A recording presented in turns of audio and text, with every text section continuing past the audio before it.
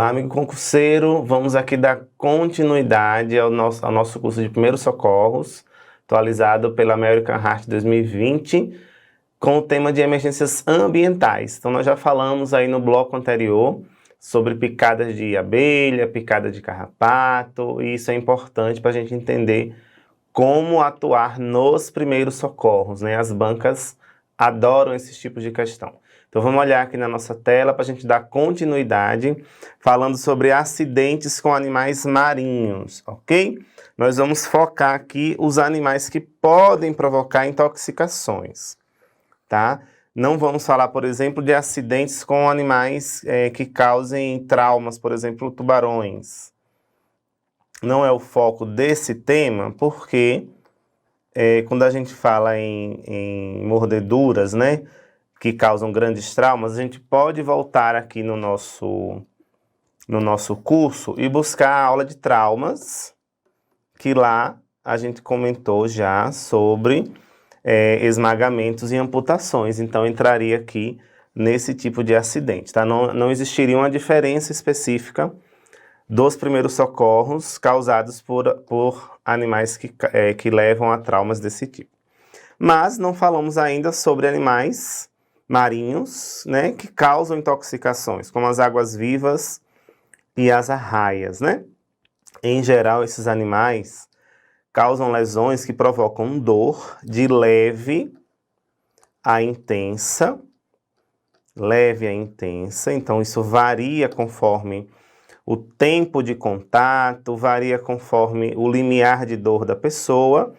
Também pode causar edema, né, ou inchaço. Pode cair na prova uma palavra ou outra. Vermelhidão no local, ou hiperemia. Também pode cair uma das duas palavras. Tem que lembrar tanto do termo técnico quanto do termo popular, né? A hemorragia também é possível que seja causada, né? Ou sangramento. E ainda os sinais de alergia, em que a pessoa pode desenvolver a anafilaxia. Se você não assistiu nossa aula de emergências clínicas, volta na plataforma que lá tem a aula já de anafilaxia, tá? Bom, a água-viva é muito comum aqui no litoral brasileiro, então é possível que seja cobrada em prova, né? As águas-vivas são animais brilhantes, como tem aqui essa fotinha do lado esquerdo. São animais brilhantes de coloração azul arroxeada, né? Parecem bolhas plásticas, tem esses tentáculos aqui que também são bonitos e brilhantes e atraem, então, a curiosidade das pessoas que nem sempre conhecem, principalmente crianças, né? Então é muito comum acidentes com água-viva envolvendo crianças. Esses animais, eles não são agressivos, né? Porém, como eles são muito frágeis, eles têm nos seus tentáculos uma substância tóxica que é exatamente o que causa as manifestações clínicas, né? As águas-vivas podem provocar queimaduras, desde leves, né? Então passou pela pele, mas não fixou, então causa uma queimadura leve, né? Aí a dor também varia, como já foi falado, mas também pode levar à anafilaxia, né? Reação alérgica grave. E com a anafilaxia, o paciente desenvolver edema de glote, parada respiratória, parada cardiorrespiratória e óbito. Então, a anafilaxia ela pode gerar várias consequências graves, né? Para quem não assistiu a aula de emergências clínicas, vai lá. Com o edema de glote a pessoa não consegue respirar, então ela pode desenvolver parada respiratória. Essa parada evolui para PCR e o óbito, tá? Na nossa plataforma também já tem a aulinha de PCR para primeiros socorros, ok? Bom, por que abordar esse tema, né? Porque há muitos mitos para os primeiros socorros em acidentes com água viva. E aí o que é que as bancas fazem? As bancas pegam exatamente esses mitos e colocam na prova, porque o candidato que não estudou, que não viu as diretrizes corretas, ele acha que o que é de disseminação popular é a realidade. E aí ele acaba marcando exatamente aquela questão que é errada, né?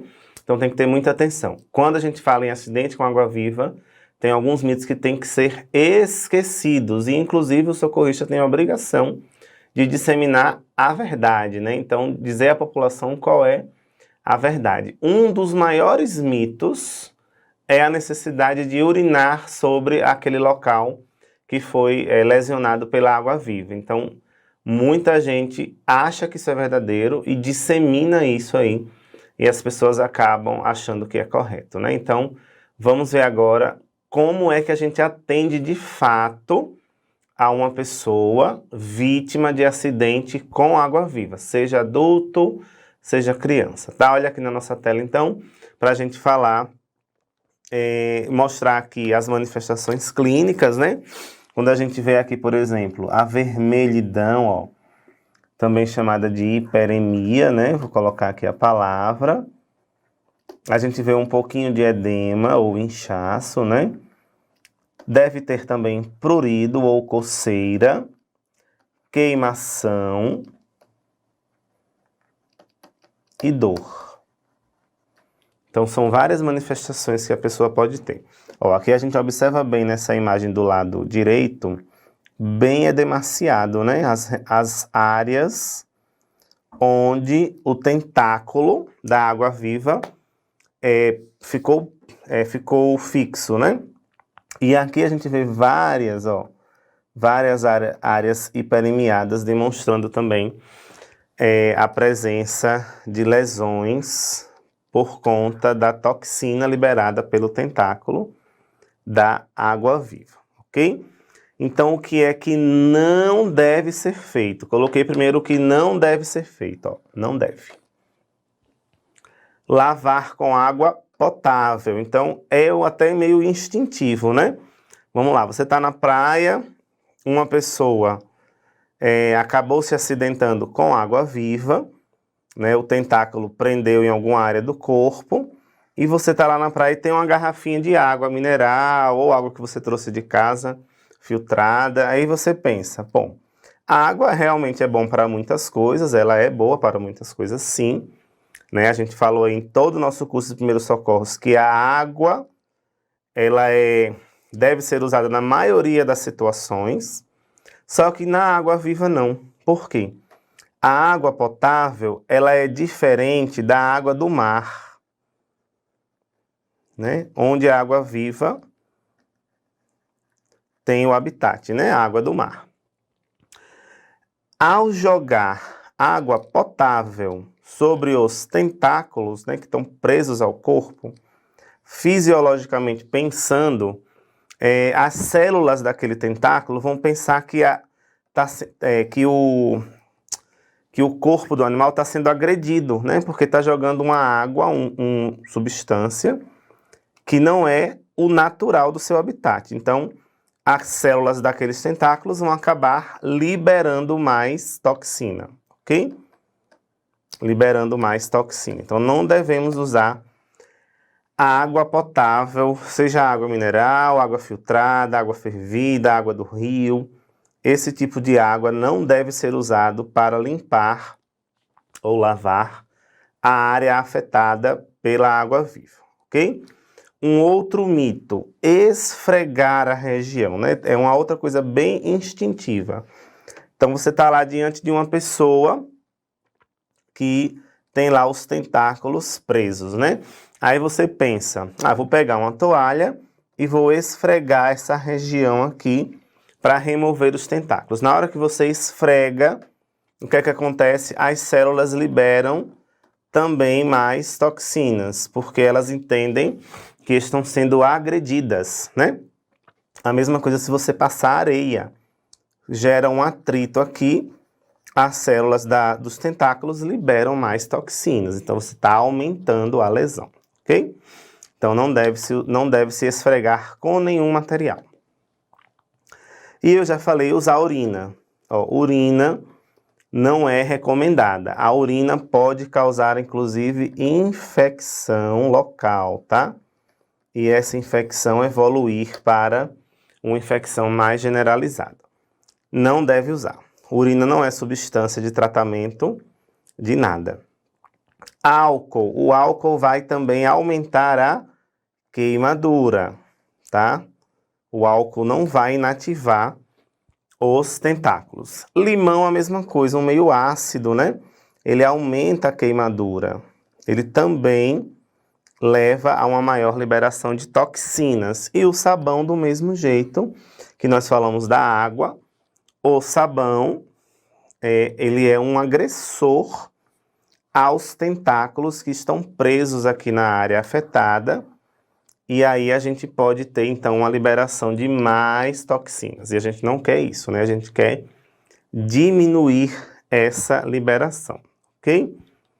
Então, o que é que o socorrista deve fazer? Ó, deve lavar com a água do mar. Ó, você está na praia, está lá na praia. O que é que nós temos na praia? Muita areia e muita água do mar, né? Eu não preciso comprar uma água mineral para lavar. Eu vou no mar, pego água num baldinho, numa garrafa, ou levo a pessoa até o mar e lavo aquele ferimento com água do mar. Aí, nesse momento, eu já posso fazer esse outro passo aqui, que é retirar os tentáculos visíveis no próprio mar. Eu posso fazer isso. Eu pego algum material para me proteger, como, por exemplo, palitos de picolé, ou um cartão, por exemplo, e vou raspar, né? Raspar aquela área. Eu jogo a água e ao mesmo tempo vou raspando. Não toque diretamente nos tentáculos, tá? Que você vai se ferir também.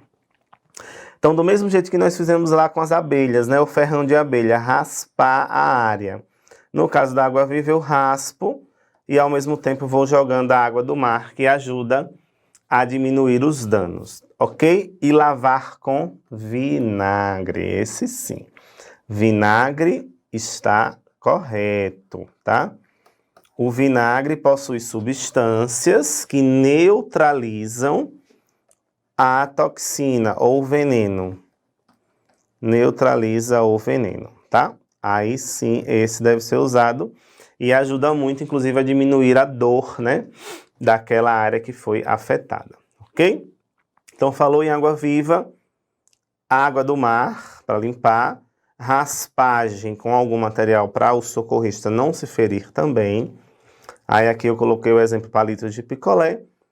E lavar com vinagre e, obviamente, acionar o serviço de emergência, né?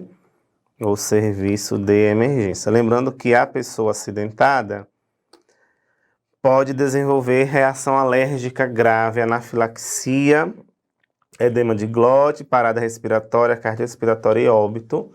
Então, a avaliação profissional é indispensável, ok? Seguindo aqui para os acidentes ambientais, nós temos os afogamentos. O afogamento, não precisa acho que falar o conceito, mas o afogamento é a submersão. Submersão em água.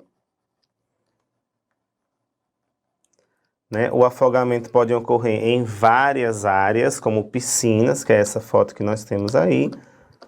Piscina, mar, rios, banheiras, lagos, lagoas, enfim.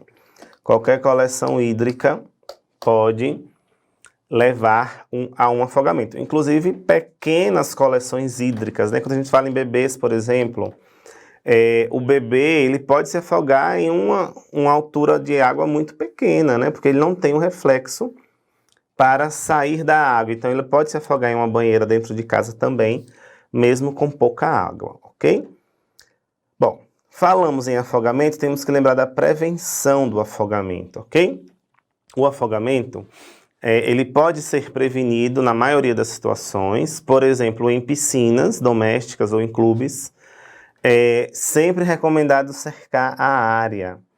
Então, colocar cercas firmes com portões, né, que permitam o fechamento daquela área, com travamento automático, ou seja, para que o adulto responsável não esqueça de fechar, o travamento automático permite, então, que a pessoa, ao passar, né, ele feche sozinho. É assim que está no protocolo da American Heart, tá? Portões de fechamento e travamento automático. Isso evita que o portão fique aberto por esquecimento. Também, não sei se eu coloquei aqui, vigilância, né? Vigilância, vou colocar aqui do lado. A vigilância por alguém adulto,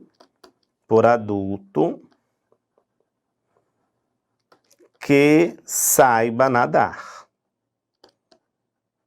Então não adianta colocar também uma pessoa para ficar vigiando as crianças, por exemplo, e essa pessoa não saber nadar, não resolve, né? Então a vigilância por um adulto que saiba nadar, e melhor ainda se souber primeiros socorros, né? Disponibilizar coletes salva-vidas, os coletes que são vestidos, né, pela pessoa, seja adulto, seja criança. Lembrando que não é só criança que se afoga, né? Adulto também. E um outro item de prevenção é não pilotar ou nadar sob efeito de álcool e outras drogas. Por quê? Nessas situações aqui, você perde os reflexos e aí você pode ou causar um acidente, por exemplo, pilotando uma lancha, um jet ski, ou se acidentar, né?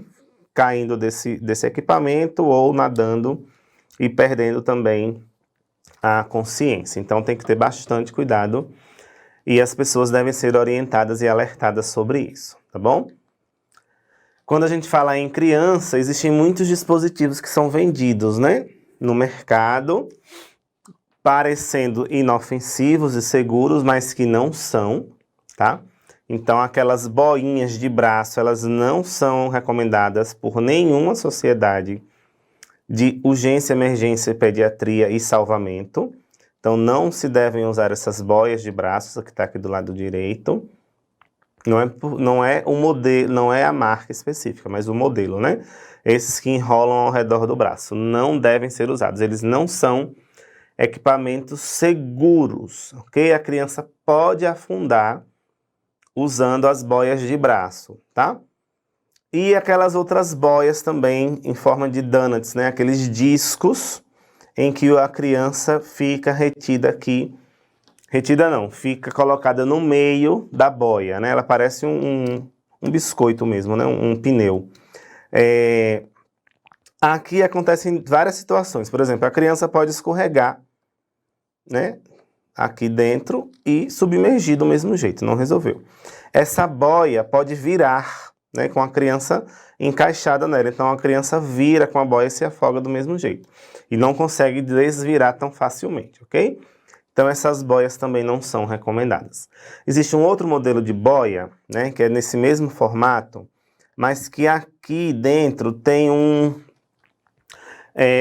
dispositivo que é para encaixar a criança, e ela fica presa por baixo. Então ela não entra, né? Nesse caso ela não consegue entrar, porque ela fica encaixada com as perninhas aqui. Mas ele também não é altamente recomendado, não. Ele também pode virar, tá? Então não é o melhor. Os coletes são os melhores. Esse é um modelo inflável, né? Que a criança veste, então ela fica com o tórax protegido. E aí ela não afunda, ela não consegue afundar com esse colete aqui. Existem outros modelos, mas o colete, então, ele é a melhor opção, ok? Bom, os danos que um afogamento causam são variados.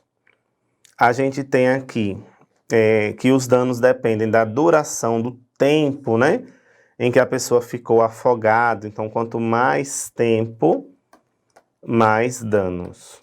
Ok? Por que tem danos? Porque falta o oxigênio, O2. Quando o oxigênio falta no sangue, o primeiro órgão que sofre é o cérebro.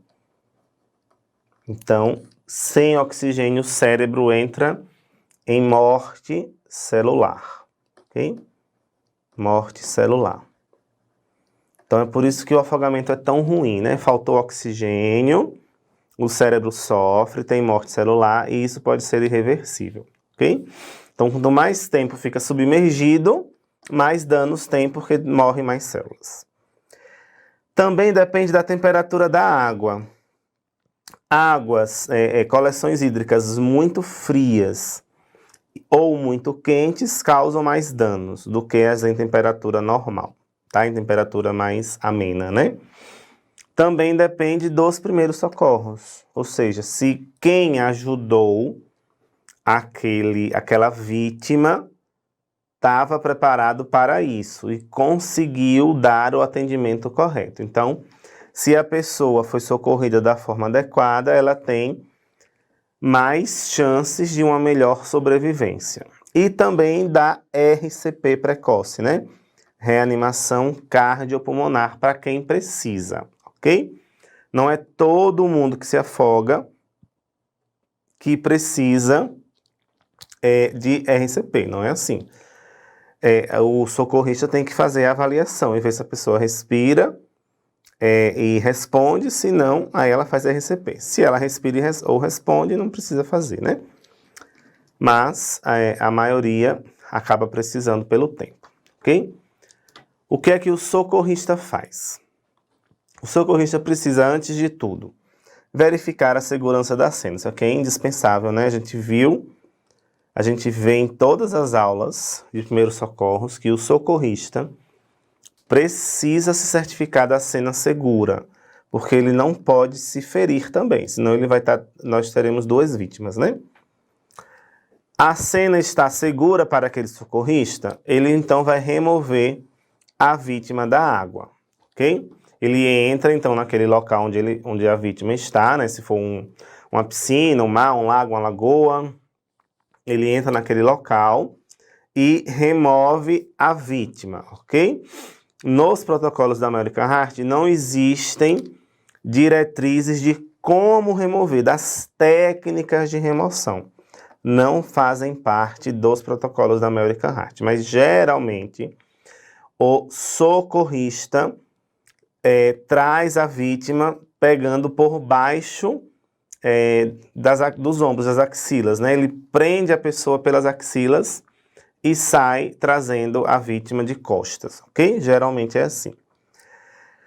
Bom, o que é que a American Heart diz? Aqui eu vou fazer um asterisco. O socorrista treinado está lá dentro da água com a vítima, ele é treinado e ele percebeu que a vítima não está respirando, ainda dentro da água, tá? Ele percebeu isso, ó, não está respirando dentro da água. Se ele é treinado, ele pode aplicar ventilação. Não tem como comprimir o tórax, mas tem como ventilar, ainda dentro da água. Isso pode ajudar a vítima a voltar a respirar, ok?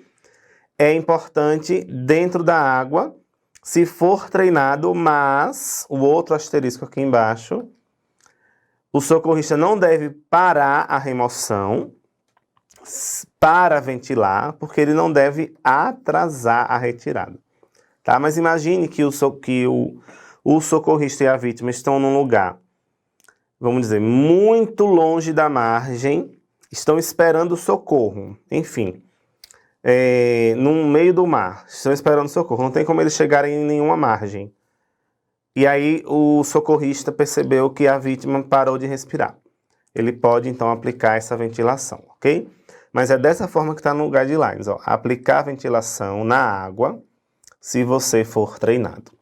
Mas não atrase a retirada da vítima da água para ventilar, ok? Uma outra coisa que não deve ser feita, que na verdade é um mito, a gente vê muito em filme, novela, né? Em desenho também. Quando a pessoa se afoga, a gente vê que na ficção, o socorrista vai lá, aperta o abdômen da vítima e a aguinha sai, né?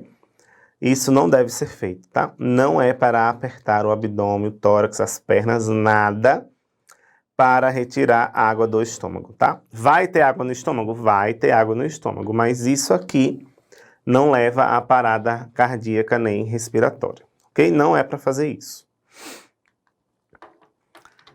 Se a vítima tem sinais de PCR, aí você que não assistiu a nossa aula de PCR nos primeiros socorros, volta na plataforma.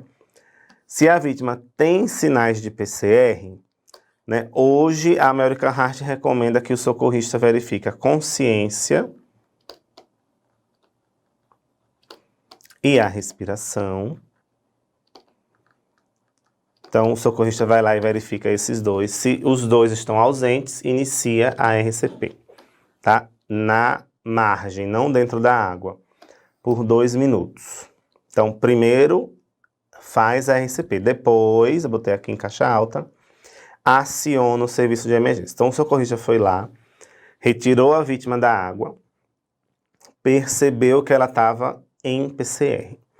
Antes de ligar para a emergência, ela primeiro faz a RCP por 2 minutos. Depois ela liga para a emergência, ok? Se for uma situação em que tem mais de uma pessoa junto, uma faz a RCP, a outra aciona o serviço de emergência, tá? Se for uma situação em que eu sou o socorrista, estou com o celular, ao mesmo tempo que eu faço a RCP, eu posso ligar para o serviço de emergência, faço os dois ao mesmo tempo. Mas a prioridade que a gente tem que entender é que primeiro é a RCP, ok? Se houver então outra pessoa para ajudar, ou o celular, inicia a RCP e a outra pessoa ou o celular chama o serviço de emergência, tá? E aí a gente só relembra, serviço de emergência SAMU 192, bombeiro 193, polícia 190, tá? Use o DEA, desfibrilador externo automático, se disponível, ok? Na internet a gente encontra vários vídeos de bombeiros usando o DEA em praias, né, para pessoas afogadas. Então, usar o DEA, desfibrilador externo automático, é importantíssimo porque uma parada precisa do desfibrilador se ele estiver disponível, ok? Bom, para a gente não quebrar aqui o nosso raciocínio, a gente vai dar um intervalinho nesse bloco. E aí a gente volta no bloco seguinte, dando continuidade às emergências ambientais. Até já!